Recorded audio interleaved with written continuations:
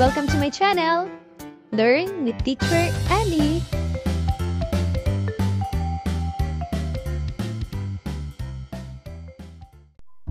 Tatag Curriculum Language Grade 1 Quarter 2 Week 3 Our topics are regarding following and giving directions and expressing one's needs, and then asking questions and intonation, and describing words. Now, let's start. Day 1. Communicate needs, seek help, take part in or take turns in conversation or discussion. Practice following directions given by the teacher. Practice following directions given by a classmate. Demonstrate consistent take turns during structured play activities without interruption. Express needs in social interactions like, may I have a turn? Or I need help. Ngayon ay maglaro naman tayo. Mga bata, handa na ba kayo? Ang larong ito ay katulad ng larong Simon Says.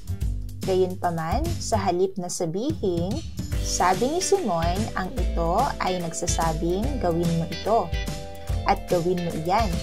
Dapat sundin ng lahat ang tagubilin kung ang ito ay nagsasabing gawin mo ito bago magbigay ng utos.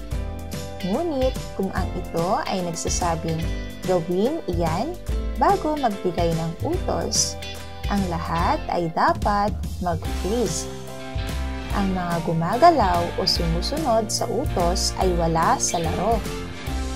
Simulan na natin!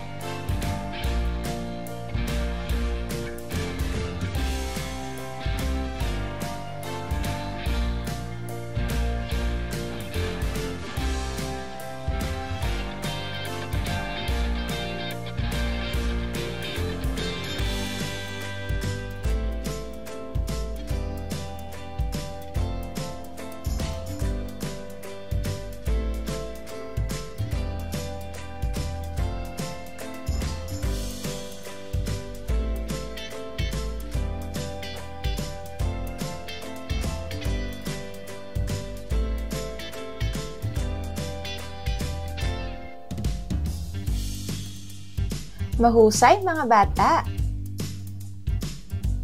Ngayon, ano ang inyong naramdaman tungkol sa ating laro? At bakit? Ano kaya ang naging dahilan ng pagpanalo ng mga nanalo?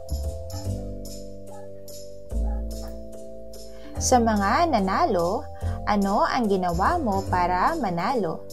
Anong ginawa mo upang matuto sa laro?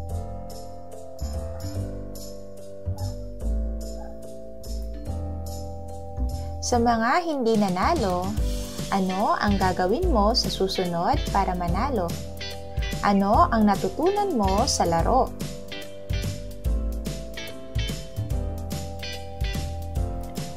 Mahusay mga bata!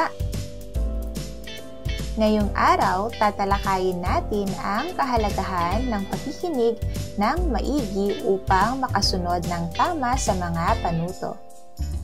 Pag-uusapan din natin kung paano natin ipahihiwatig ng maayos sa ibang tao ang ating mga nais at pangangailangan. Narito ang ilang halimbawa. May I have a turn? I need your help. May I borrow? May I ask for? And may I ask you to? Ngayon, ang ating tatalakayin ay tungkol sa following and giving directions and expressing one's needs.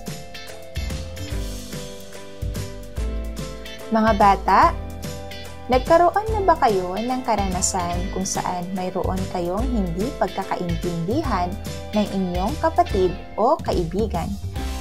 Ano ang nangyari?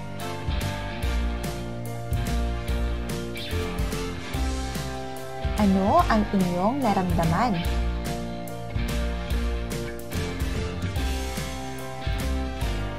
Mahusay mga bata! Ngayon naman ay magbasa tayo. Handa na ba kayo? Ang ating babasahin ay pinamagatang The Missing Gift by Lay Rabahante. Once, two friends named Pong and Pilo often got into a fight because they did not listen to each other. One day, Teacher Pia organized a fun game to teach Pong and Pilo a valuable lesson. Teacher Pia explained, "Today, we will play a special game. I've hidden a gift in this classroom, and each of you will take turns finding them. But remember, you must listen to each other's instruction very carefully to find the gift." Teacher Pia gave Pong a piece of paper and asked him to read the instructions to Pilo. Pong read, "Look for the tallest cabinet in the classroom. Get the box on the top shelf and open it." Pilo listened intently to Pong's instruction. He scanned the room to spot the tallest cabinet. He immediately checked the top shelf and took the box. And when he opened it, he found a piece of paper. Pilo read what was written on the paper. "Go to the back of the room and bring your partner with you. Look for the mirror and stand in front of it."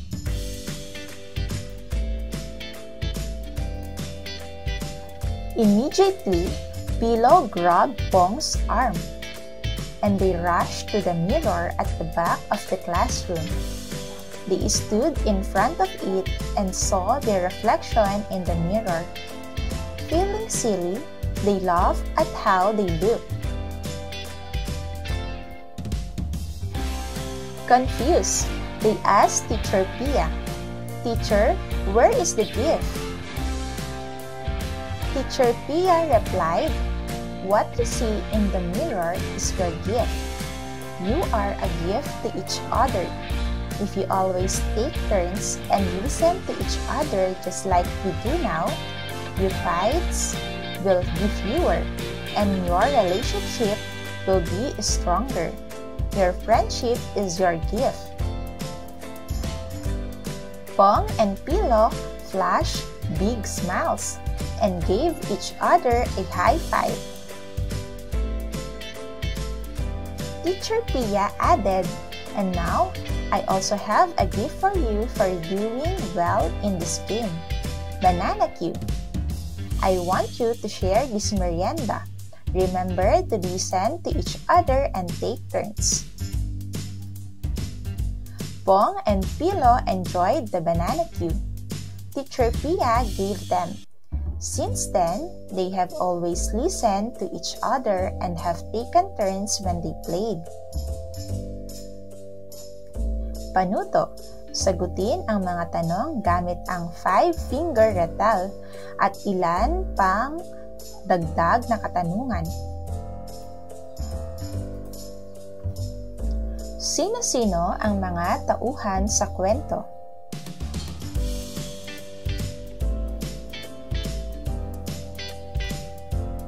Saan naganap ang kwento?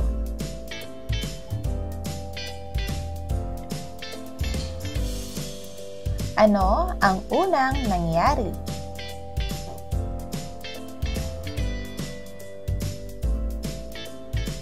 Ano ang sumunod na nangyari?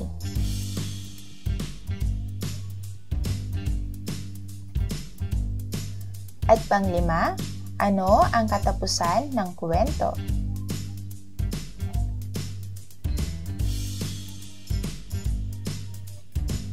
Mahusay mga bata! Narito pa ang ilang mga katanungan. Ano ang pamagat ng kwento? Bakit nagsagawa si Teacher Pia ng laro para kay Pong at Pilo? Ano ang bilin ni Teacher Pia para manalo sila sa laro? Sa inyong palagay, ano ang naramdaman ni Pong at Pilo sa pagtatapos ng kwento? Bakit nila ito naramdaman? At panghuli, mga bata, ano ang natutunan natin sa kwento?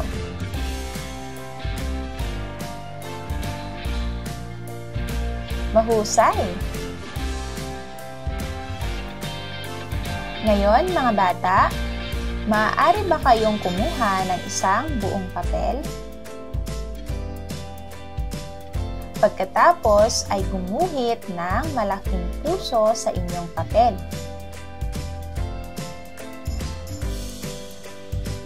Gumuhit ng masayang muka sa loob ng puso.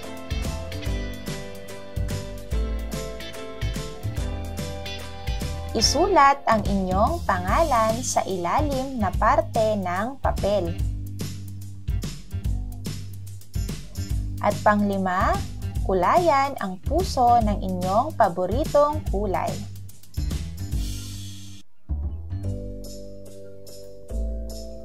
Mahusay! Ngayon, subukang sundin ang sasabihin ko. Handa na ba kayo? Una, umupo ng maayos. Ilagay ang inyong mga kamay sa inyong mesa. Pangalawa, pumila ng maayos. Itaas ang mga kamay.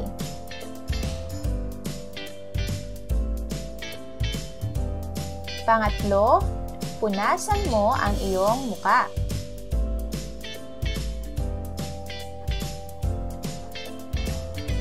Pang-apat, pulutin ang mga piraso ng basura sa ilalim ng inyong mga mesa. At panglima, ilagay ang inyong papel at lapis sa inyong mesa. Itago ang iba pang mga bagay sa loob ng iyong bag. At pang-anim, itaas ang inyong kwaderno.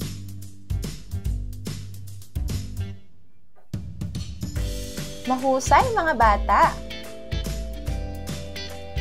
Ngayon, ano ang masasabi mo sa ating laro? Mahirap ba ito? Anong bahagi ang naging madali? At anong bahagi ang mahirap at bakit?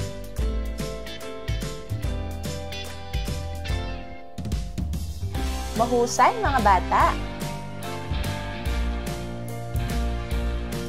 Bukod sa pakikinig sa iba upang sundin ng tama ang mga tagubilin, kailangan din ninyong matutunan na makipag-usap ng maayos, lalo na sa pagsasabi ng mga kahilingan o pangangailangan ninyo. Narito ang ilang halimbawa ng mga salita sa pagkikipag-ugnayan sa pamamagitan ng pagsasabi ng mga expression tulad ng May I have a turn? Maaari po bang ako naman? Pwede po ako naman? Susunod ang I need your help. Kailangan ko po ang tulong nyo. Maaari po ba akong humingi ng tulong? O pwede po ba akong humingi ng tulong?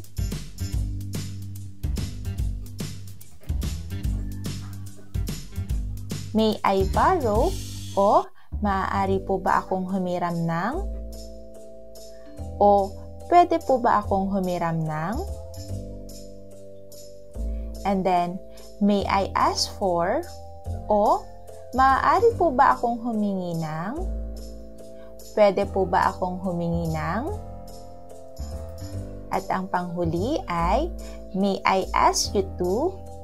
O maaari ko bang hilingin sa iyo na?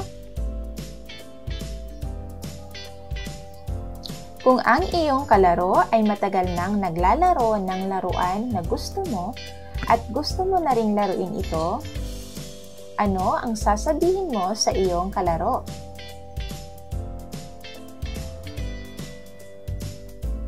Mahusay mga bata! Ano ang inyong natutunan sa araw na ito? Paano o kailan ninyo magagamit ang inyong natutunan? Ngayong araw, natutunan natin ang kahalagahan ng pakikinig ng maigi at pagsunod sa mga panuto. Ngayon naman ay narito ang isang gawain. Basahin ang mga panuto at gawin ito.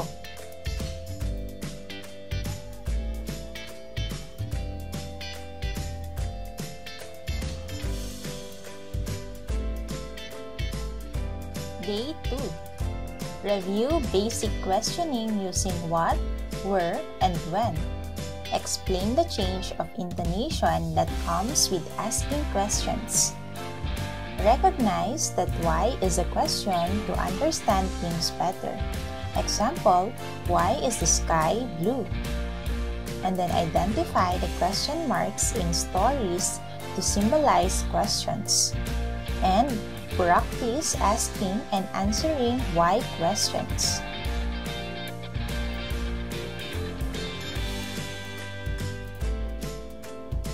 Mga bata, maglaro tayo.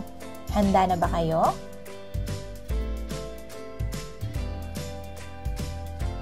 Ang picture bingo card sa baba ay naglalarawan ng mga paboritong ulam, alaga at prutas. Lumapit ka sa kaklase at tanungin mo, alin dito ang iyong paborito? Pwedeng isulat mo ang pangalan mo sa baba. Dapat ay isang beses lang siya susulat. Pagkatapos malagyan ng sagot ang bawat kahon, isigaw ang finish o tapos na po.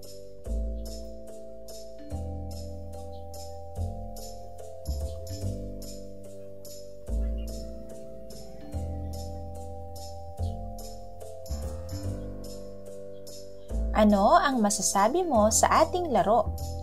Mahirap ba ito? Madali ba ito? O masaya ba ito? Pangalawa, anong bahagi ang naging madali? Pangatlo, anong bahagi ang mahirap at bakit? At pang-apat, anong mga tanong ang hinihiling mong makuha ang mga sagot?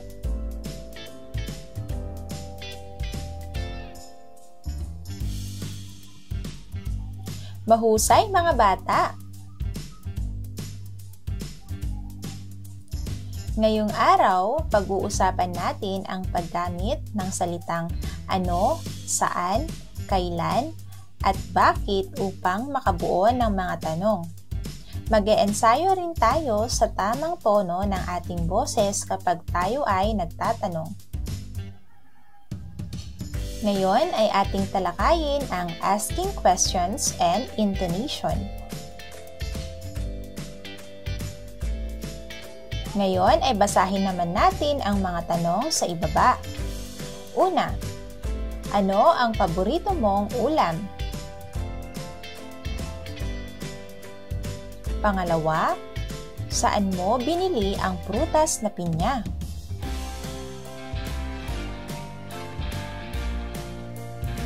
Pangatlo, sino ang nagbigay sa iyo ng alaga mong pusa?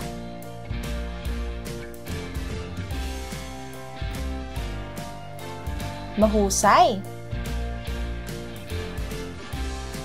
Kung ating mapapansin, ang mga unang salita ng bawat pangungusap ay ano, saan, at sino.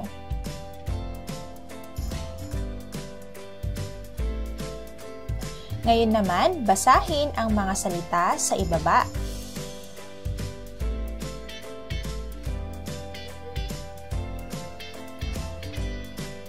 Mahusay mga bata! Kung nais mong magtanong tungkol sa pangalan ng isang bagay, hayop, lugar o pangyayari, alin sa tatlong salita, ano, saan at kailan ang gagamitin mo?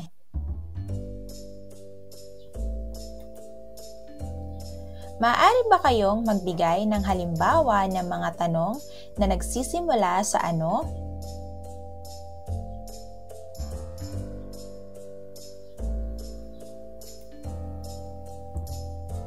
Mahusay mga bata! Kung nais mong malaman ang lugar, alin sa tatlong salita ang gagamitin mo sa pagtatanong?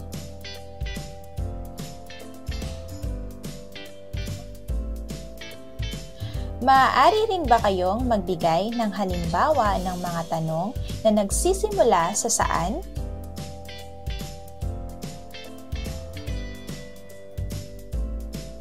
Mahusay!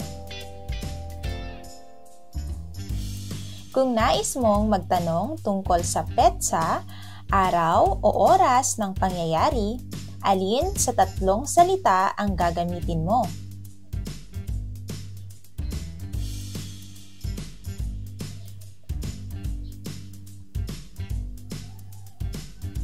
Mga bata, maaari rin ba kayong magbigay ng halimbawa ng mga tanong na nagsisimula sa kailan?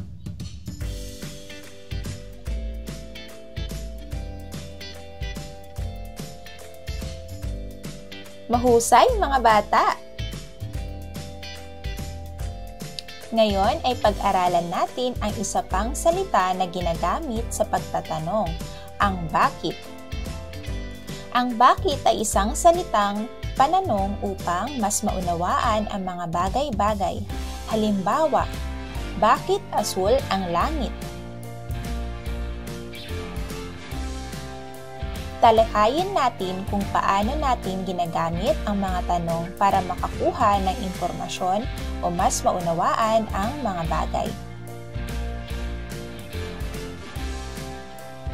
Mga bata, maaari ba kayong mag-isip ng mga bagay na gusto niyong malaman? Kung saan ang inyong mga tanong ay nagsisimula sa bakit? Maaari ba kayong magbahagi dito sa harapan ng inyong mga tanong?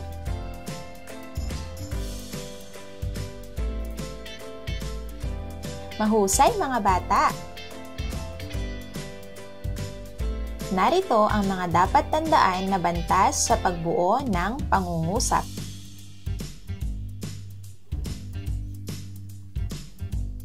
Pagmasdan ang larawang ipakikita sa ibaba at sagutin ang mga tanong. Ano ang nasa larawan? Kailan natin ito ginagamit?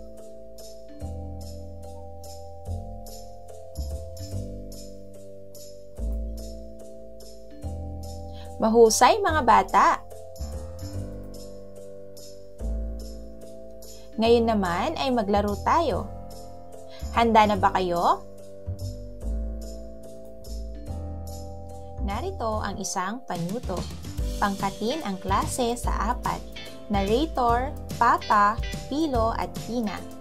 Para sa kanilang mga bahagi ng pagbabasa, ginagawa ang aksyon kapag naaabot ang bawat bantas. Kuwit. Ang isang kamay ay nakataas, similar to a stop hand signal na nagpapahiwatig ng pansamantalang paghinto. Tuldok. 2 kamay ang nakataas, similar to a stop hand signal na nagpapahiwatig ng paghinto o pagtigil. Tandang padamdam. 2 kamao ang nakataas na nagpapahiwatig ng matinding damdamin. Handa na ba kayo?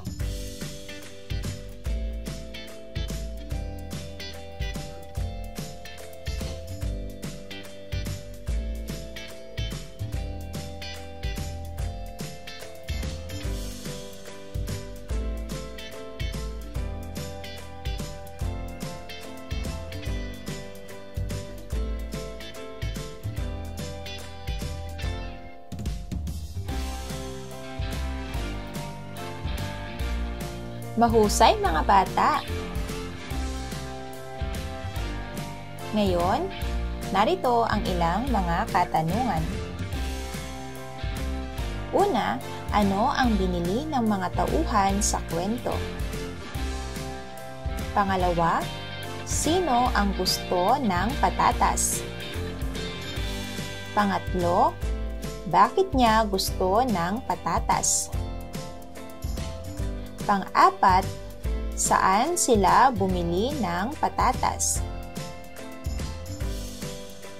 Pang-lima, kailan kaya sila bumili ng patatas? At pang-anim, ano kaya ang naramdaman ni Pina at Pilo nang pumayag si Papa na bumili ng patatas?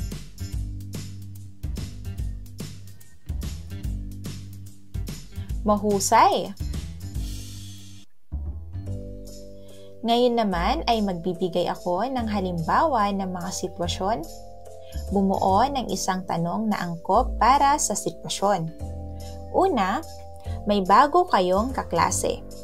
Nais niyong malaman ang kanyang pangalan at tirahan. Ano ang itatanong ninyo?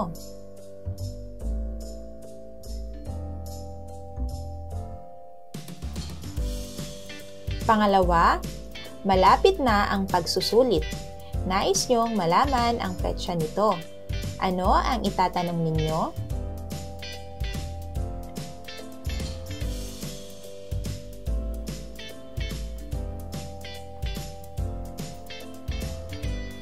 Pangatlo, magkakaroon ng pagdiriwang sa paaralan. Nais ninyong malaman saan ito gaganapin. Ano ang itatanong ninyo?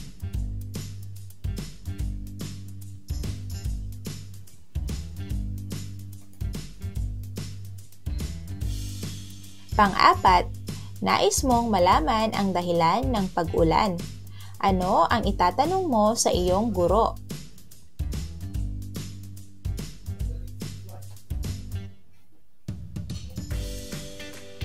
Mahusay! Mga bata, ano ang inyong natutunan sa araw na ito?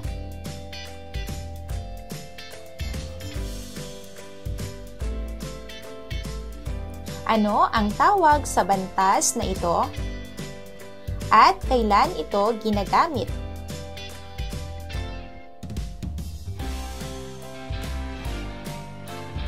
Kapag nakikita natin ito sa pangungusap, ano ang dapat ang tono ng pagbabasa?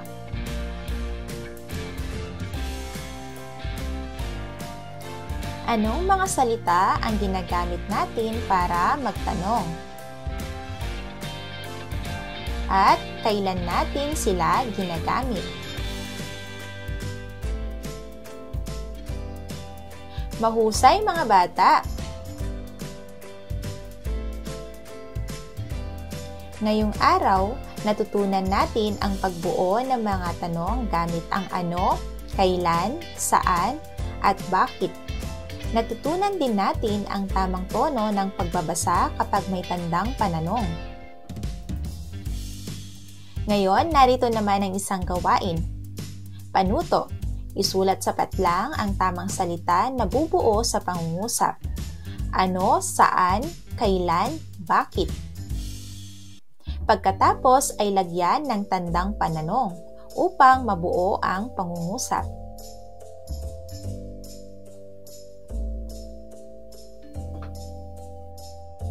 Day 3. Our topics are regarding review the use of naming and action words. Explain the importance of describing words. Explain that adjectives are describing words that add information about nouns. Then identify describing words in a story and discriminate describing words from non-describing words. Let's start! Mga bata, maglaro tayo. Handa na ba kayo? May mga babanggitin akong mga salita. Tumayo kung ang salita ay isang pangalan at umupo habang pumapalakpak ng mga kamay kung ang salita ay isang salitang kilos. Handa na ba kayo? Rosas. Binigay. Reyna. Nagregalo. Patatas. Pina at pilo. Pumunta. Talipapa. Kasal. Kumain. Mahusay mga bata! Ngayong araw, aaralin natin ang isa pang uri ng mga salita. Mga salitang naglalarawan o describing words. Tutukuyin natin ang mga salitang naglalarawan sa mga lupon ng salita. Ngayon, atin nang talakayin ang describing words. Ano ang pang-uri? Ito ay isang bahagi ng pananalita na naglalarawan o nagbibigay katangian sa isang pangalan o panghalip. Ngayon, pagmasdan ang larawan sa ibaba at basahin ang pangungusap. Bumili ako ng patatas. Mahusay mga bata! Mula sa pangungusap na bumili ako ng patatas, maaari tayong magdagdag ng salitang pang-uri sa pangalan. Halimbawa na lamang ay, bumili ako ng malaking patatas. Ngayon naman ay sagutin natin ang mga tanong. Una, ano ang aking binili? Pangalawa, ano ang masasabi ninyo sa patatas na aking binili?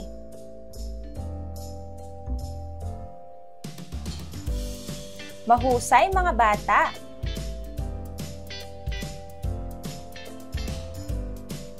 Subukan niyo naman ito mga bata. Umisip ng iba pang salita na kukumpleto sa pangungusap. Bumili ako ng blank patatas. Mahusay mga bata! Pumili ng isang bagay mula sa inyong bag at mag-isip ng salitang naglalarawan para dito. Ipakita ang bagay sa inyong katabi sa upuan at ilarawan ito. Basahin ang mga sumusunod at tukuyin ang pang-uring ginamit sa pangungusap. Una, malaki ang regalo ni Rani. Pangalawa, masaya si Ruru sa munting regalo. Pangatlo, pula ang laso. Pang-apat, pula ang laso sa regalo na malaki. Pang-lima, mataas na gusali. Pang-anim, maliit na gagamba. At pang-pito, marumi ang baro. Pang-walo, marami ang bata sa paaralan. Pang-siyam, malinis ang pisara. Mahusay mga bata! Ngayon naman ay basahin ang mga sumusunod na salita at tukuyin kung ito ay pang-uri.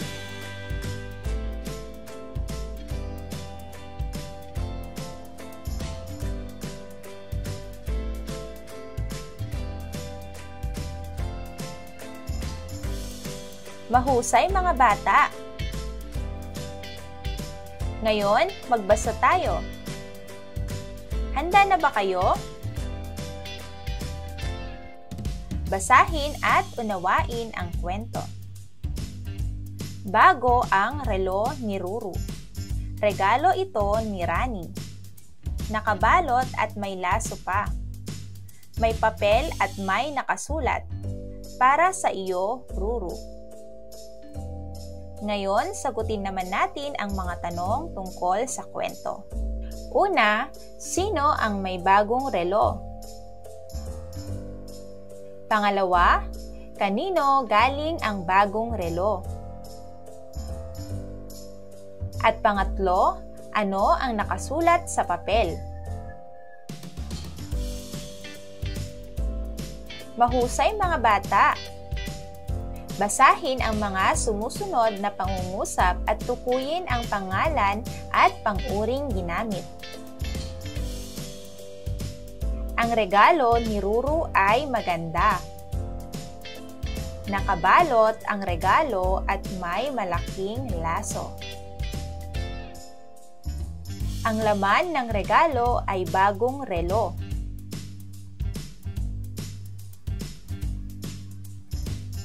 Mahusay mga bata! Ano ang inyong natutunan sa araw na ito?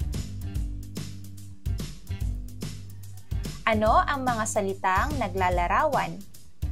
Maaari ba kayong magbigay ng mga halimbawa? Mahusay mga bata! Ngayong araw, natutunan natin ang tungkol sa mga salitang naglalarawan at kanilang kahalagahan. Ang mga salitang naglalarawan ay nagdaragdag ng impormasyon tungkol sa mga salitang pangalan. Ngayon, narito naman ang isang gawain. Lagyan ng check ang patlang kung ang salita ay salitang naglalarawan at lagyan ng X kung hindi.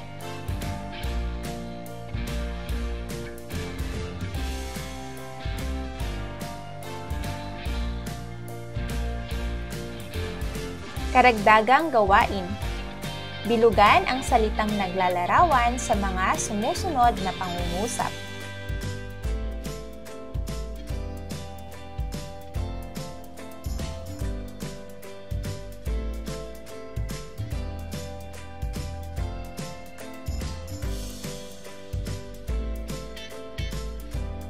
Day 4.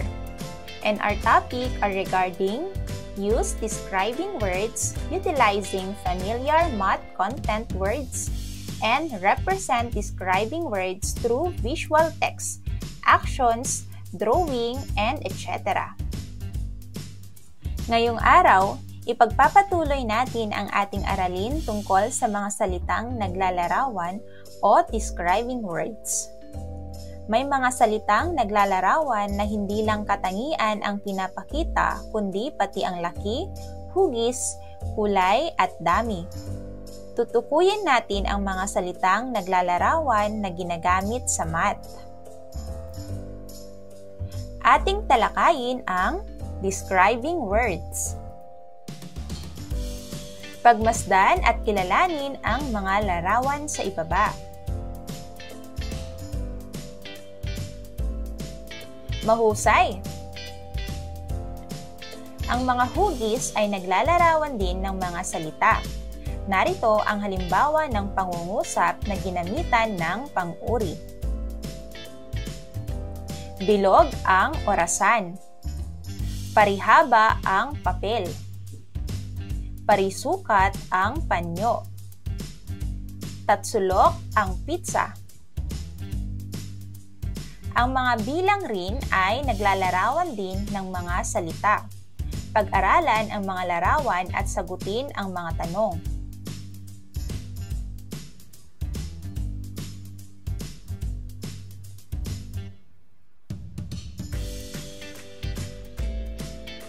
Alin sa dalawang basket ang kaunti ang laman?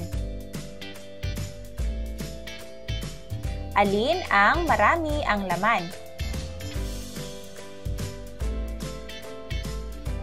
Mahusay mga bata! Kaunti ang lapis sa basket na ito. Ano ang pang-uri?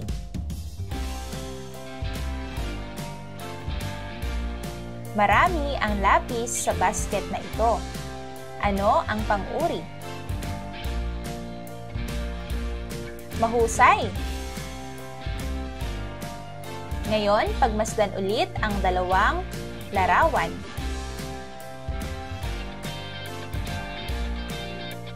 Alin kaya sa dalawang basket ang mabigat at magaan? Paano po ito nasabi?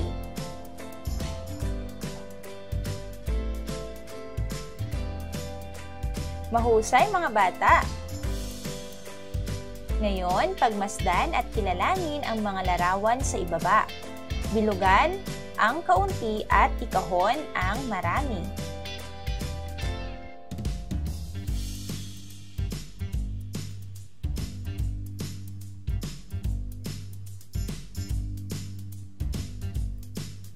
Mahusay! Piliin ang angkop na pang-uring bubuo sa pangungusap.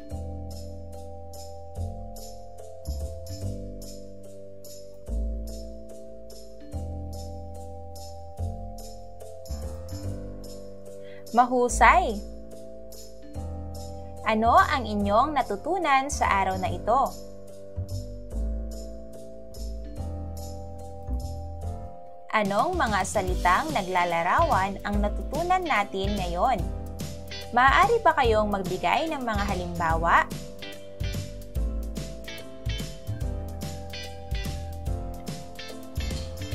Ngayong araw, natutunan natin na ang mga salitang nagpapahiwatig ng hugis, dami at bigat ay kabilang sa mga salitang naglalarawan.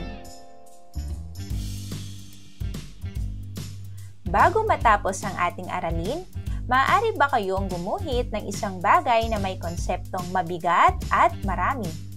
At pangalanan kung ano ito.